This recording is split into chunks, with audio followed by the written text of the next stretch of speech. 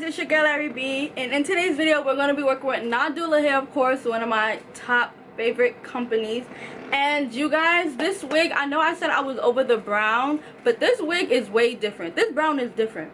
This brown has like highlights of like, I don't know, like it's giving me like honey blonde, and I see a little bit of orange. It's basically giving fall. Like, this is not no typical brown wig, you feel me? This is giving fall. I originally got the wig as a loose wave wig. The pattern was cute, it was given, but I needed to change up my style. I feel like I'm repeating the styles too much, and I've never done a style like this.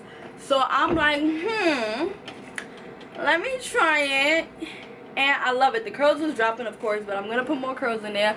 And I love it. I was sent a 24-inch, and y'all, this hair is soft. Of course, it's Nadula. I love this hair.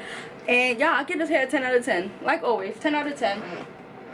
10 out of 10.